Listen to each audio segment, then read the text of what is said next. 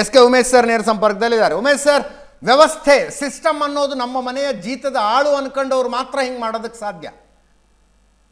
ಇವ್ರು ಹೇಳಿದಾಗ SIT ರಚನೆ ಆಗಬೇಕು, ಇವ್ರು ಹೇಳಿದಾಗ FIR ಆಗಬೇಕು, ಇವ್ರು ಹೇಳಿದಾಗ ಇನ್ವೆಸ್ಟಿಗೇಷನ್ ಆಗಬೇಕು, ಇವ್ರು ಹೇಳಿದಾಗ ಎಕ್ಸಿಮಿಷನ್ ಆಗಬೇಕು, ಇವ್ರು ಹೇಳಿದಾಗ ಕೇಸ್ ನಿಲ್ಲಬೇಕು. ಏನಿದು ನೋಡಿ ಅಜಿತ್ ಅವರೇ, ನಾವು ಈ ಪ್ರಕರಣವನ್ನ ಬಹಳ ಅಂದ್ರೆ ಪ್ರಾರಂಭದಿಂದಲೂ ಮಾತಾಡ್ಕೊಂಡು ಬಂದ್ವಿ. ಹೌದು. ಅಂದ್ರೆ ಇದನ್ನ ಹೇಗೆ ಎಷ್ಟು ಚೆನ್ನಾಗಿ ಎಷ್ಟು ಕರಾರುವಕ್ಕಾಗಿ ಇದ್ರ ಸುತ್ತ ನಿಂತ್ಕೊಂಡಿರ್ತಕ್ಕಂಥವ್ರು ಯಾರು, ಸಪೋರ್ಟ್ ಮಾಡ್ತಾ ಇರ್ತಕ್ಕಂಥವ್ರು ಯಾರು, ಇದನ್ನ ನಾವು ಬಗ್ದು ಆಚೆ ತೋರಿಸ್ಬೇಕು, ಎಲ್ಲ ನಾವು ಆಚೆ ತೆಗೆದುಬಿಡ್ಬೇಕಿರೋ ಹೆಣಗಳನ್ನೆಲ್ಲಾನು ಎಷ್ಟೊಂದು ಅಂತ ಅನ್ನುವಂಥದ್ರ ಹಿಂದೆ ಏನಿದೆ ಷಡ್ಯಂತ್ರ ಅಂತ ಅನ್ನುವಂಥದ್ದನ್ನ ನಾವು ಬಹಳ ಮಾತಾಡಿದ್ವಿ. ಆದ್ರೆ ನಾವು ಪ್ರಾರಂಭದಿಂದಲೂ ನಾನಂತೂ ಖಂಡಿಸ್ಕೊಂಡೇ ಬಂದೆ. 100ಕ್ಕೆ 100ರಷ್ಟು ಇದರಲ್ಲಿ ಯಾವುದೇ ತರವಾದಂತಹ ಈ ತನಿಖೆಯಿಂದ ಯಾರಿಗೂ ಪ್ರಯೋಜನ ಆಗುದಿಲ್ಲ, ಏನೂ ಪ್ರಯೋಜನ ಆಗುದಿಲ್ಲ.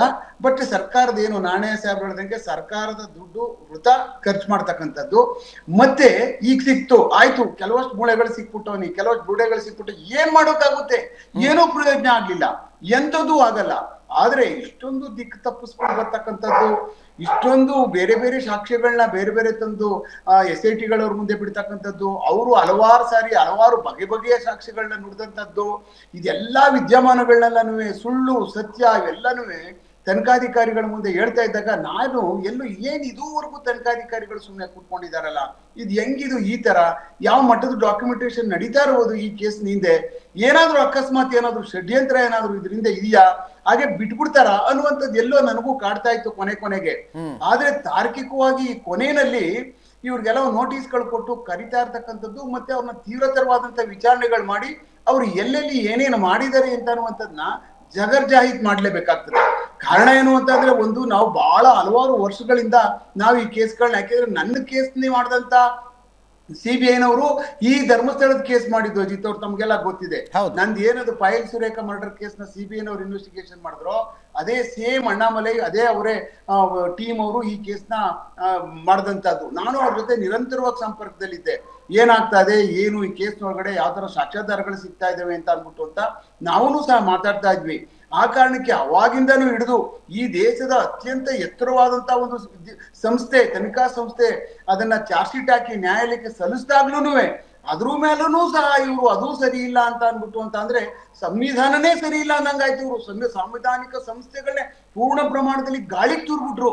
ಅಂದ್ರೆ ಯಾಕೆ ಅಂದ್ರೆ ಇದರಿಂದ ಅವ್ರಿಗೆ ವೈಯಕ್ತಿಕ ಲಾಭಗಳು 100ಕ್ಕೆ 100ರಷ್ಟು ಇತ್ತು. ಈ ವೈಯಕ್ತಿಕ ಲಾಭಗಳು ಇದ್ದುದ್ರಿಂದ ಇದನ್ನ ನಿರಂತರವಾಗಿ ಏನಾದ್ರೂ ಆಗ್ಲಿ ಇದು ಆರೋಗ್ಯಬಾರ್ದು. ಈ ದೀಪ ಉರಿತಾ ಇದ್ರೇನೆ ನಮಗೆ ಸಂಪೂರ್ಣವಾಗಿ ನಮ್ಗೆ ಎಲ್ಲಾ ತರವಾದಂತ ಬೆಳಕು ನಡಿ ಕೆಳಗಡೆ ನಾವೆಲ್ಲ ಕೆಲಸ ಮಾಡ್ಕೋಬಹುದು ಅಂತ ಅನ್ನುವಂಥದ್ನ ನನ್ ಲೆಕ್ಕ ಇಷ್ಟು ವರ್ಷಗಳ ಕಾಲ ಈಗ ಏನು ಈ ಬುರ್ಡೆ ಗ್ಯಾಂಗ್ ಅಂತ ಅನ್ನುವಂಥದ್ದು ಏನಿರ್ತದಲ್ಲ, ಅದು ಹಿಂದೆ ನಡೆದಂತ ಷಡ್ಯಂತ್ರಗಳು ಮತ್ತೆ ಅವ್ರಿಗೆ ಸಪೋರ್ಟ್ ಮಾಡ್ತಕ್ಕಂಥವ್ರು ಈ ಸಾರಿ ಈ ಕಾರಣದಲ್ಲಿ ಯಾವ ಕಾರಣಕ್ಕೂ ಬಿಡಬಾರ್ದು. ಇಷ್ಟೇ ಗ್ಯಾಂಗು ಅಂದ್ಬಿಟ್ಟು ನಾವು ಅವ್ರನ್ನ ಏನಾದ್ರು ಕಟ್ಟೇಲ್ ಮಾಡ್ಬಿಟ್ರೆ ಆಗಲ್ಲ. ಇದರಿಂದ ಅಜಾನುಬಾಹು ಬಹಳ ಆಕ್ಟೋಪಸ್ ಅಂತ ಬಹಳ ದೊಡ್ಡ ದೊಡ್ಡ ಕೈಗಳಿದೆ ಅವ್ರಿಗೆಲ್ಲ ಸಪೋರ್ಟ್ ಅವ್ರನ್ನ ಎಳ್ಕೊಬಂದು ತಕೊಂಡ್ಬಂದು ಸಮುದ್ರದ ಆಳದಿಂದ ಎಳ್ಕೊಬಂದು ಈ ಕೇಸ್ನಲ್ಲಿ ಸಿಗ್ತಕ್ಕಂಥ ಸಾಕ್ಷ್ಯಾಧಾರಗಳ ಸಂಗ್ರಹಿಸಿ ಅವ್ರನ್ನು ಮೂಟೆ ಕಟ್ತಕ್ಕಂಥ ಕೆಲಸ ನನ್ನ ಲೆಕ್ಕದಲ್ಲಿ ನಡಿಬೇಕು. ಯಾಕೆಂದ್ರೆ ಲಕ್ಷಾಂತರ ಕೋಟ್ಯಾಂತರ ಇಡೀ ಪ್ರಪಂಚಾದ್ಯಂತ ಭಕ್ತರುಗಳಿಗೆ ಬಹಳ ನೋವಾಗಿದೆ. ಮತ್ತೆ ಅದನ್ನ ಸಹಿಸ್ಕೊಳ್ಳೋಕೆ ಕೆಲವು ಜನಕ್ಕೆ ಹಾಕಿಲ್ಲ. ಯಾಕೆಂತಂದ್ರೆ ಮನಸ್ಥಿತಿಯ ಮೇಲೆ ನಿಂತಿರ್ತಕ್ಕಂಥದ್ದು ನಮ್ಮ ಸಮಾಜ, ನಂಬಿಕೆಯ ಮೇಲೆ ನಿಂತಿರ್ತಕ್ಕಂಥದ್ದು. ನಾನೇನ್ ನಂಬ್ಕೊಂಡಿದ್ದೇನೋ ಇನ್ನೊಬ್ರು ನಂಬೇಕು ಅಂತಲ್ಲ, ಬಟ್ ನನ್ನ ಮನಸ್ಥಿತಿಗೆ ನಾನೇನ್ ನಂಬ್ಕೊಂಡಿದ್ನೋ ಅದಕ್ಕೆಲ್ಲ ಬಹಳ ಆಘಾತ ಆಗಿರ್ತಕ್ಕಂಥದ್ದು. ಆ ಕಾರಣಕ್ಕೆ ಇದನ್ನ ಬಹಳ ಅತ್ಯಂತ ಎತ್ತರವಾದಂತ ಬಹಳ ಅತ್ಯಂತ ಅಮೂಲ್ಯವಾದಂತ ಎಲ್ಲಾ ಎವಿಡೆನ್ಸಸ್ಗಳನ್ನ ಕಲೆಕ್ಟ್ ಮಾಡಿ ಈ ಕೇಸಲ್ಲಿ ಈ ಬುರ್ಡೆ ಗ್ಯಾಂಗ್ ಅಂತ ಏನಿದೆಯಲ್ಲ ಅವ್ರ ವಿರುದ್ಧವಾಗಿ ತನಿಖೆ ಮಾಡ್ತಕ್ಕಂಥದ್ದು ನನ್ನ ಲೆಕ್ಕದಲ್ಲಿ ಸಕಾಲ ಅಂತ ಕಾಣಿಸ್ತಿದೆ ಅಜಿತ್ ಅವರೇ. ಆದರೆ SITಯ ಇಂಟೆನ್ಷನ್ ಬಗ್ಗೆ ನನಗೆ ಆರಂಭದಿಂದಲೂ ಒಂದು ಡೌಟು ಸರ್. ಅವನು ಹೇಳಿದಲ್ಲೆಲ್ಲ ಆಗಿಯೋದು 22 ಫೂಟ್ ತನಕ ಆಗಿದ್ರು, ಕೆಲವು ಕಡೆಗಳಲ್ಲಿ ಅದೇನೋ ಎಂಥ ಏರಿಯಲ್ ಗ್ರೌಂಡ್ ಪೆನೆಟ್ರೇಟಿಂಗ್ ರಡಾರ್ಗಳನ್ನು ತಂದು ಹುಡುಕೋದು. ಆತ ದಯವಿಟ್ಟು ಕ್ಷಮಿಸಿ, ನಾನು ಹೇಳಿದ್ದೆಲ್ಲ ಸುಳ್ಳು, ಈ ಟೀಮಿನ ಷಡ್ಯಂತ್ರದಿಂದಾಗ ನಾನು ಹೇಳಿದೆ ಅಂದಮೇಲೆ ಆ ಟೀಮನ್ನು ಕೊಕ್ಕೆ ಹಾಕಬೇಕಲ್ಲ.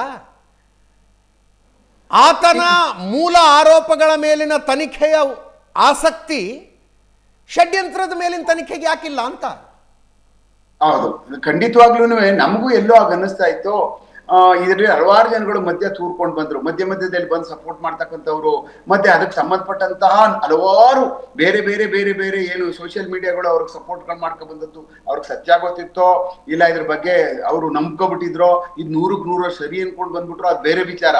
ಆದ್ರೆ ಇದಾಗಿದೆ, ಈ ತರ ಆಗಿದೆ ಅಂತ ಅನ್ನುವಂಥದ್ದು ಗೊತ್ತಾದ ತಕ್ಷಣನೇ ಇದ್ರಲ್ಲಿ ಎಲ್ಲೋ ಸುಳ್ಳು, ಎಲ್ಲೋ ಇದು ಅಸತ್ಯ ನಡೀತಾ ಇದೆ ಅಂದ ತಕ್ಷಣನೇ ಅದ್ರ ವಿರುದ್ಧವಾಗಿ ಅದರ ಆತ್ಮಸಾಕ್ಷಿಯಾಗಿ ನಾವು ಆತ್ಮಾಲೋಕನ ಮಾಡ್ಕೊಂಡು ಅದ್ರ ಕಡೆಗೆ ಅವ್ರ ಪರವಾಗಿ ಈ ಏನು ಇದುವರೆಗೂ ಡ್ಯಾಮೇಜ್ ಆಗಿದೆಯಲ್ಲ, ಆ ಒಂದು ನಮ್ಮ ನೋವಾಗಿದೆಯಲ್ಲ, ನಾವೆಲ್ಲ ಬಹಳ ದೇವರುಗಳನ್ನ ನಂಬ್ತಕ್ಕಂಥವ್ರು, ಮತ್ತೆ ಅಚಲವಾದಂತ ನಂಬಿಕೆ ಇಟ್ಕೊಂಡಿರ್ತಕ್ಕಂಥ ಜೀವನ ಮಾಡ್ತಕ್ಕಂಥವ್ರು. ನಾವ್ಯಾರು ದೇವರುಗಳೇ ಇಲ್ಲ, ಎಲ್ಲ ಆ ತರ ನಾವು ಜೀವನ ಮಾಡ್ತಕ್ಕ. ಯಾಕೆಂತಂದ್ರೆ ನಾವೆಲ್ಲ ಹುಟ್ಟಿರ್ತಕ್ಕಂಥದ್ದು, ನಾವೆಲ್ಲ ಹಿಂದೂಗಳು ನಂಬ್ಕೊಳ್ಳೇಬೇಕು.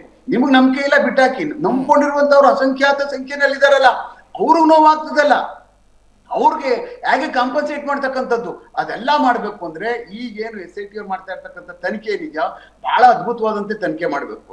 ಅಜಿತ್ ಅವ್ರು ತಮ್ಗೆ ಗೊತ್ತು, ನಾವು ಪ್ರಭಾಕರು ಮತ್ತೆ ಸಿದ್ದಪ್ಪ ಅಂತ ಹೇಳ್ಬಿಟ್ರು ಅಂತ ತೀರ್ಕೊಬಿಟ್ರು. ನಾವು 3 ಜನ ಆಕ್ಚುಲಿ ಮಠಣ್ಣ ಅವ್ರ ಕೇಸ್ನ ನಾವು ನರೋಣ ಪೊಲೀಸ್ ಸ್ಟೇಷನ್ಗೆ ಹೋಗಿ ಇನ್ವೆಸ್ಟಿಗೇಷನ್ ಮಾಡಿ ಅಲ್ಲಿದ್ದಂತ ಸಾಮಾನುಗಳನ್ನೆಲ್ಲ ಸೀಸ್ ಮಾಡ್ಕೊಂಡು ಬಂದು ಪೂರ್ಣ ಪ್ರಮಾಣದ ತನಿಖೆ ನಡೆಸಿ ಅದನ್ನೆಲ್ಲನೂ ನಮ್ಮ ಪ್ರಭಾಕರ್ ಸಾಹೇಬ್ರು ಏನಿದ್ರು ಅವಾಗ ಶೇಷಾದ್ರಿಪುರಂ ACP ಅವರು ಅವಾಗ ಅವ್ರು ಚಾರ್ಜ್ ಶೀಟ್ ಹಾಕಿದ್ರು. ಅವಾಗಿಂದನೂ ಹಿಡಿದು ಕೊನೆ ಈವರೆಗೂ ಹಲವಾರು ವಿದ್ಯಮಾನಗಳು ನೋಡಿದೀವಿ. ಸತ್ಯ ಇರೋದು ಸತ್ಯ ಅಂತ ಮಾಡ್ಲಿ, ನಮ್ಗೇನು ಅಭ್ಯಂತರ ಏನಿಲ್ಲ, ಸುಳ್ಳು ಅಂತ ಮಾಡ್ಲಿ, ಅದ್ರ ವಿರುದ್ಧವಾಗಿ ಎಲ್ಲಾದ್ರೂ ಅನ್ಯಾಯ ಆದ್ರೆ ವಿರುದ್ಧವಾಗಿ ಸೆಡೆದು ನಿಲ್ಲಿ, ಅದಕ್ಕೆ ಅವ್ರಿಗೆ ಅಧಿಕಾರ ಎಲ್ರಿಗೂ ಇರ್ತದೆ. ಬಟ್ ಯಾವ್ದಾದ್ರೂ ಒಂದು ಧಾರ್ಮಿಕ ಒಂದು ಅತ್ಯಂತ ಎತ್ತರವಾದಂತದ್ದು ದಕ್ಷಿಣ ಕಾಶಿ ಅಂತ ಅನ್ನುವಂತ ಒಂದು ಜಾಗದಲ್ಲಿ ಈ ತರದೆಲ್ಲ ಒಂದು ನಾವೇನಾದ್ರೂ ಒಂದು ಮಾಡಬೇಕು, ಇದ್ರ ವಿರುದ್ಧವಾಗಿ ನಾವು ಹೋಗಬೇಕು ಅಂದಾಗಾದ್ರೂ ಅತ್ಯಂತ ಎಚ್ಚರಿಕೆಯಿಂದ ನಡೆಗಳನ್ನ ಇಡಬೇಕು.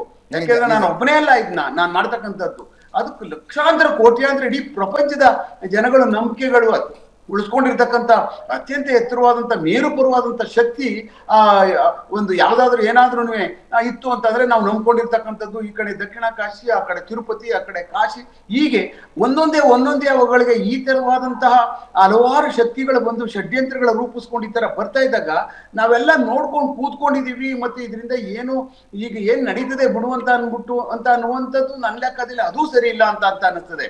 ಆ ಕಾರಣಕ್ಕೆ ನಾವೆಲ್ಲ ಚರ್ಚೆನೂ ಮಾಡ್ಬೇಕು, ಮತ್ತೆ ಇಂಥ ಒಂದು ಸಾಕ್ಷ್ಯಾಧಾರಗಳನ್ನ ಸೃಷ್ಟಿಗಳು ಮಾಡಿಕೊಂಡು ಸಾಕ್ಷಿಗಳನ್ನ ತಂದು ಪ್ರಿಪೇರ್ ಮಾಡಿಕೊಂಡು ನ್ಯಾಯಾಲಯಕ್ಕೆ ಮುಂದೆ ಹಾಜರುಪಡಿಸ್ತಕ್ಕಂಥದ್ದು, ಆಮೇಲೆ ಸುಪ್ರೀಂ ಕೋರ್ಟ್ಗಳಿಗೆ ಹೋಗಿ ಅರ್ಜಿಗಳಾಗ್ತಕ್ಕಂಥದ್ದು, ಅಲ್ಲಾಗ್ತಂತ ಅರ್ಜಿಗಳನ್ನ ಮರೆಮಾಚ್ತಕ್ಕಂಥದ್ದು, ಅದಾದ್ಮೇಲೆ ಅದ್ರಲ್ಲಿ ಆದಾಯ ಮಾಡ್ಕೊಳ್ಳುವಂಥದ್ದು, ಅದರಲ್ಲಿ ಸಿಕ್ಕಾಪಟ್ಟೆ ಗುಡಿಸಿ ಗುಂಡಾಂತರ ಮಾಡ್ಕೊಂಡು ಇವ್ರ ಜೀವನ ಸಾಕ್ತಕ್ಕಂಥದ್ದು, ಈ ಮುಂದೆ ಯಾವ ಕಾರಣಕ್ಕೂ ಈ ತರದ್ ಆಗಬಾರದು. ಆ ತರ ತನಿಖೆ ಮಾಡಿದ್ರೆ ನನ್ನ ಲೆಕ್ಕದಲ್ಲಿ ಒಂದು ಎಲ್ಲೋ ಸಾರ್ವಜನಿಕರಿಗೆ ನ್ಯಾಯ ಸಿಗ್ತದೆ ಅಂತ ಅನಿಸ್ತದೆ ಅಜಿತ್ ಅವರೇ.